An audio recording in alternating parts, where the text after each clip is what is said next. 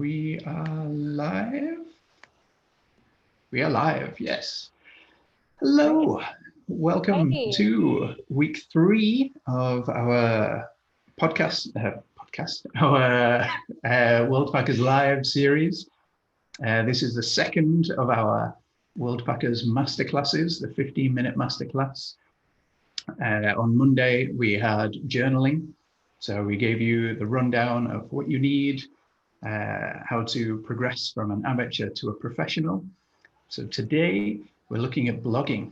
So I know I've been encouraging you to use this time to grow and develop, and blogging is an excellent use of your time. Hopefully quite a few of you have set up your own blogs, your own travel blogs or food blogs or anything. And so this masterclass will teach you everything you need to know to get started, to progress from beginner to advanced. And today I'll be speaking again with my very good friend, Janina. Hello, Janina. Hi, Adam. Good to So be here. if you were listening, was it last week or the week before? We spoke briefly. You were telling us about life in Egypt. So the link for that will be in the description. I definitely recommend you check that out. But as we only have 15 minutes, I believe we should get started. So Janina, could you take it away? Blogging. Let's start with the very basics. What is it? And could you give us a very brief history?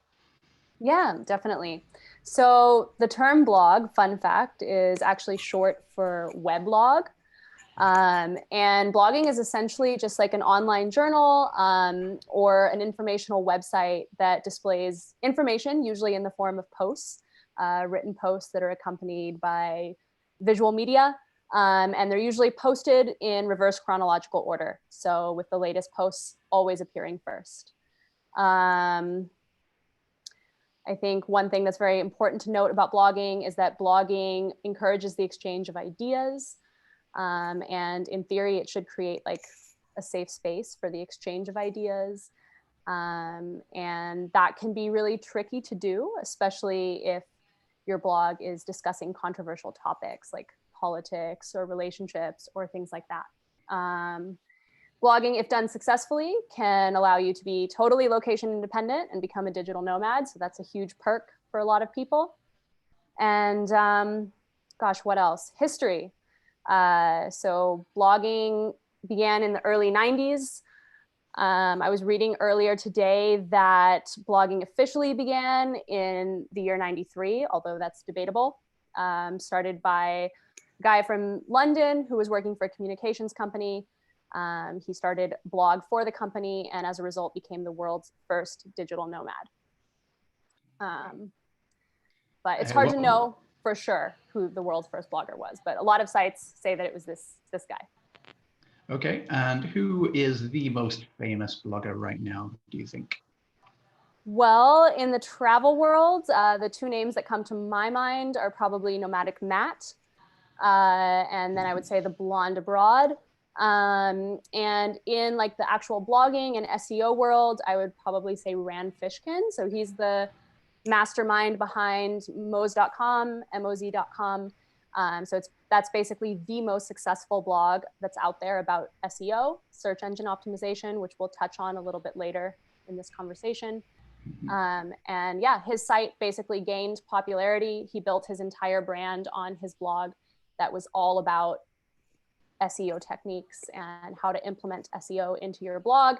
And he now sells courses and membership options and runs a very, very successful ship.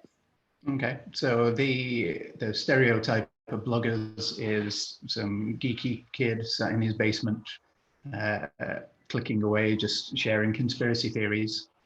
So from your examples of super famous, popular bloggers, that means that it is a serious skill and serious use of time.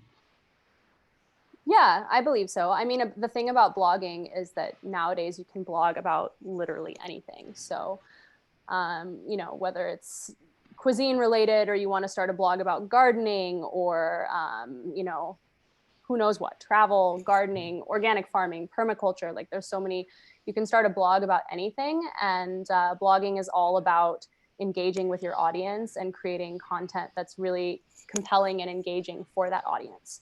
So a huge part of it is actually finding your niche. So I don't think there's the stereotype of it being like one particular type of person who's kind of this geeky computer nerd is definitely not true, because you can blog about anything. Okay, so if I wanted to start blogging right now, what would I need? What would you need? Well, it depends. If you want to start your own blog, so if you want to start your own website, you're of course going to need a laptop with internet access. You will also need a website. So for that, you'll need a host.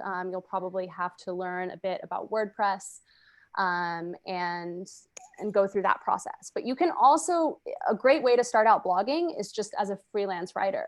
So you can look on Google and find blogs that discuss what you're interested in writing about and send them pitches and become sort of a freelance contracted blogger for those sites. So we're at Worldpackers, we run a blog, for example, and I manage a team of a lot of bloggers who regularly contribute articles to that blog. So for that, all those writers need is basically some sort of text editor where they can write on their laptop, and then internet access in order to send me their content so that I can then edit and optimize and publish it. Okay, and so I've been blogging for years and years, and I've learned that you have to get into a routine. So how often would you say is a good amount of time to blog? Is it a daily activity? Is it a couple of hours per day? Is it a full-time job? Well, I would say that it depends on the type of blog you have. So if you're going to start your own blog, start your own website, for example, and you're starting a gossip or a news blog, you would probably need to post regularly, probably every single day, if not even more. But if you're running something that's a bit more seasonal, like a blog about organic farming, then you would probably need to post a lot more often during like the high seasons for that niche. And then you could back off on posting during the low seasons. A good rule of thumb though, is that like if you're trying to determine how often to post, like consistency is generally just key, especially when it comes to appealing to the search engine. So if you're not posting consistently, your website is kind of going to get lost in the search engine, and you're going to lose your chance of ranking in Google. Okay, so it's a good idea when you're starting off to have kind of a schedule in mind, so you don't run out of ideas, and then it'll be. Yeah, I would say if you're starting out, it's ideal to stick to a posting schedule. And when you consider your posting schedule, you also need to consider how often and how much you're willing to write. But I'd say like in travel, if you're starting a travel blog, I would commit to posting probably twice a week in the beginning. And then maybe that could shift over time. But again, you want to keep your posting consistent, because as you develop your audience is going to become more engaged in your content, and they're going to have that expectation that you're posting on weekly, monthly, bi-weekly basis, whatever that may be. And you want to meet their expectations. Okay, and just as a rough ballpark figure of the size of a blog, I know that it would differ depending on the topic, but what is a good word count for a solid blog post? So right now, some of the highest ranking blog posts in Google usually run between 1,000 to 2,000 words. But again, there's no finite rule. As of late, there's a lot of talk in the blogging world about shorter posts actually doing much better. But whereas a year ago, everyone was talking about longer posts, like posts that were 4,000 words. So it constantly shifts. It also depends on the topic that you're writing about, because of course, something that really needs to have a lot of research and data to back it up can't necessarily be written with only 1,000 words. That might need 2,000 to 3,000 words. But there's other things where you can form a really, you can form an opinion about a topic and present it really clearly in maybe just 800 Hello? words. Yes, Oh, Adam? I was losing you for a second there. Are you with me? Yeah, I'm here. Apologies for the... No worries, I'm here.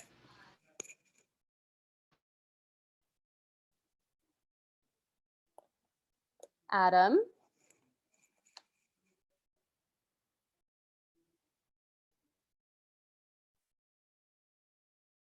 Adam? Hello? Hello? Yeah, I'm here. Can you hear me? Hello. Yes. My apologies. Some No technical problem. issues there. No worries. This won't count towards your 15 minutes. Okay. Okay, so an example. If somebody was to look for the perfect example of, say, a travel blog, where would you recommend, apart from the Worldpackers blog, which is full of them? Perfect example of a travel blog. Okay, so definitely the two bloggers that I already mentioned, Nomadic Matt and The Blonde Abroad. I would read their work. I also love Onika, the traveler. She, I believe, is Canadian American. She's now like a travel journalist. She runs several TV shows of her own on travel, but she has an amazing blog. She's an incredible writer. Let's see, Wandering Earl is another really great travel blogger. The Blog Abroad, that's run by Glow, I believe is her name. She's also really, really great authority when it comes to travel blogging. And yeah, I don't know. Okay. My Life's a Travel Movie. That's another great one. Alyssa Ramos from My Life is a Travel Movie. She's another great authority in the travel blogging world. So we shall put all those links in the description below as well. Okay, sure. So if we move on to top tips. So could you give me 5 top tips for blogging from chump to chump? Okay, so I would say tip number 1 is to definitely pick a niche and be really strategic about the niche that you pick. And subsequently, once you pick that niche, you also want to be specific about the blog topics that you choose. So pick things that you're passionate about, pick things that you can create a well-informed opinion about or present a well-informed opinion about, and just focus on your niche in a way that you can really sort of become the authority on that niche, and that your audience can trust that your content is that you are the authority when it comes to that specific topic. So that's probably tip number 1. I'd say tip number 2 is like stylistic. So formatting is huge when it comes to blogging. So you always want to format your content in the best way possible and make it really easy to scan and read. So multimedia can help you do that. It can help you make like a more convincing statement. So like adding videos or photos to your blog content is a great way to kind of break up those blocks of text. But when I'm talking about readability, you don't want to present you don't want to have your entire blog just be one giant long paragraph. You want to break that up so that it's really kind of easy to just scan and read. And then when it comes to like the actual language that you're using, you want it to be really concise and really straightforward as well. So shorter, straightforward sentences are going to work better in the blogging world than really sort of long, flowery, like academic type content. Yeah. Tip number 3, I guess, learn the ins and outs of SEO and learn how to optimize your content for keywords. Learn how to do keyword research. That's huge. Big tip right now, Moz.com, the website that we were just talking about earlier, they just released all of their SEO courses for free, 100% free. And if you download those courses, you can basically learn everything you need to know about SEO and optimizing your blog for SEO. So I highly recommend you check those courses out. That was 3 tips. So let's see. Yeah. Tip number 4, I would say spend time crafting like the perfect headline and the perfect intro. So headlines and intros and meta descriptions. Meta descriptions are those like tiny little blocks of text that appear beneath the title on Google that tell you what the content is about.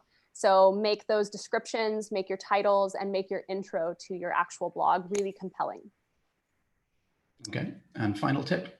And final tip, gosh, I had something earlier when I was looking these questions over, but now I don't. So I'm just gonna say break the rules every now and then. Follow the rules, but every now and then break the rules. Okay. Can I go back to tip number 4? So you said about the introduction. What makes a perfect introduction? How do you hook somebody in that very first line or 2? Right. Well, I mean, I would say that with blogging, again, a huge component of blogging is just readability. Like you want the content to be really sort of clear and easy to digest. So in the introduction, you want to grab the reader's attention with whatever the topic is that you're discussing. But you also kind of want to tell them how you're going to address that topic and how you're going to give them like a unique perspective or opinion or advice about this topic in a really sort of digestible way. So, you know, if in the travel writing world, for example, if you read travel blogs, there's a lot of content out there that's like 10 things to do in Paris or 20 things to pack on a round the world trip.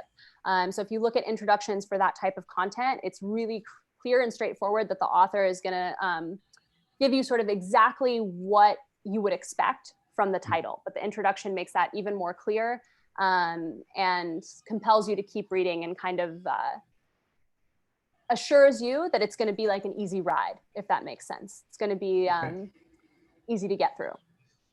Okay, perfect. So you said about the Moz courses. I'll put the link to that in the description as well. Are there any other resources that you would recommend people to check out right now if they're super interested in starting? Right. Well, right now is a great time to dive into blogging. Most of us around the world are at home due to COVID-19, so a lot of extra time on most people's hands. And in addition to Moz.com, there's a ton of other websites right now that have released a lot of free courses. I can send over some links to you, Adam, but there's a lot of other great courses out there about like how to build a brand identity, which is something that's also really important when it comes to blogging. It's part of kind of picking that niche and sticking to that niche and like advertising to your audience that you're kind of the authority of that specific niche that you've chosen. But there's a lot of other great courses out there right now. So I'll send you some of those links. But one of the best resources when it comes to blogging is just looking on Google for, you know, if you want to start a gardening blog, find out what the top blogs are for gardening and just read them. If you want to start a travel blog, do the same. So whatever it is that you're interested in, read the content that's relevant and that kind of, you know, is the authority right now. So you can see what people are interested in, what works. Yeah. Okay, perfect. Final question. Would you be interested in coming back again for a deeper dive into some of these more specific topics, like how to find the right topic to write about, or how to find your niche, or would you be willing to come back and share that? Yeah, sure. Absolutely. Perfect. And time up. Perfectly timed. Excellent. Smooth operation. Okay. If people wanted no,